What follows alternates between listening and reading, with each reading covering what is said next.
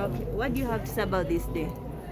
About this day? Yes. I want to congratulate everybody, especially the women of this world, for being able to reach this day and to see them being celebrated as females, as women who impact our society.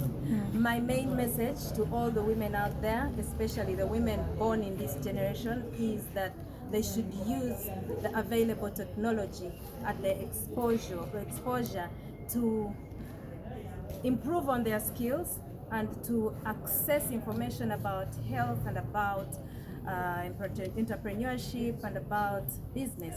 It's a space where women have endless abilities. So I encourage all women to embrace technology and to take on the available social media platforms and apps to improve themselves and the lives of the people that they love.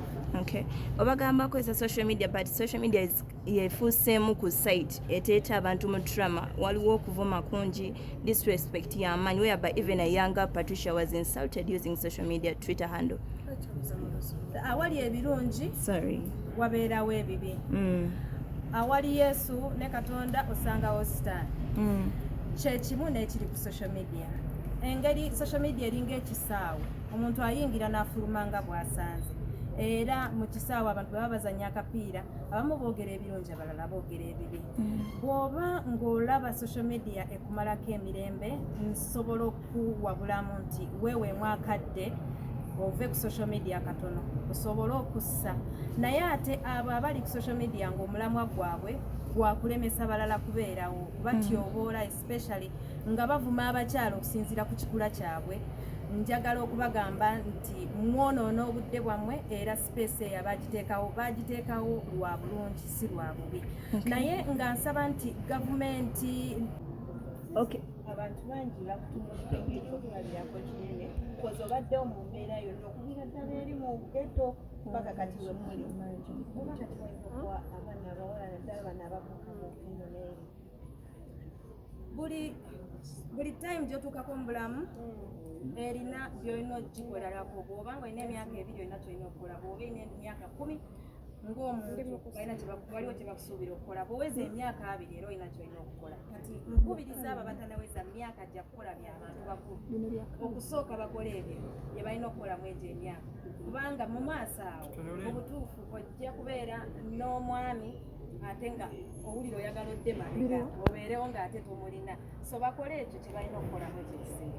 Okay, how do you handle politics and marriage at the same time? Because wobeera nga olina okukwasaganya obufumbo ne politics ng'olina otambula n'omwami.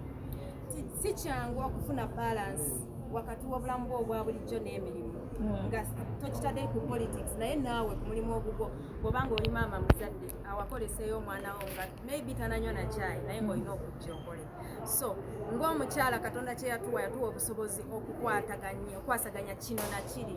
Ngezaako sinza atuukiridde naye ngezaako okulaba nti buli kitundu nkikwatako. Okay, abakyala woolaba essaawa ne balina bye batuusa obeera successful oba there is still something missing in them? Abakyala bagezezzaako okubawa omuwaato, bagezezzaako okubawa space, but there is a lot missing. There's a lot missing because we are outcompeted, and when we avail ourselves and come to these spaces, we are not given enough time to express ourselves simply because of our nature of being a woman. So we have to fight harder.